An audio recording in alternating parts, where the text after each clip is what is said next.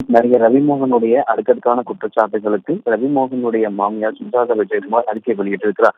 குறிப்பாக இந்த அறிக்கையில் அவர் குறிப்பிட்டிருப்பதாவது, 2007ஆம் ஆண்டு முதல் வீராப்பு திரைப்படத்தின் மூலமாக தான் திரைப்பட தயாரிப்பாளராக இருந்து வந்ததாகவும், அதன் பிறகாக சின்ன திரையில் கவனத்தை செலுத்தினேன் என தெரிவித்திருக்கிறார்.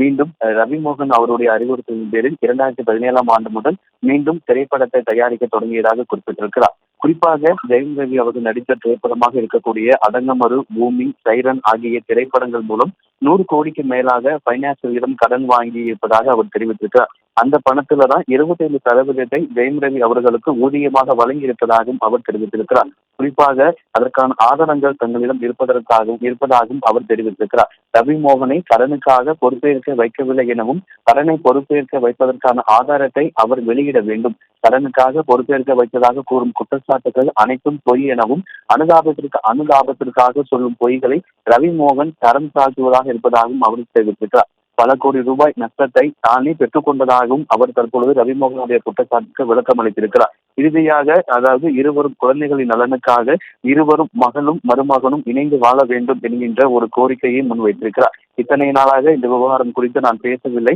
ஆனால் தற்பொழுது பேச வேண்டிய சூழ்நிலைக்கு தள்ளியிருப்பதாகவும் அவர் தெரிவித்திருக்கிறார். அதாவது தான் அனுபவித்து வரும் வேதனைகளோடு மகளின் குடும்பத்தை பிரிந்தவர் சித்திரவதை செய்த மாமியார் என்று புதிய வேதனையும் என் மீது சுமத்தாதைகள் என்கின்ற ஒரு கோரிக்கையை முன்வைத்திருக்கிறார்.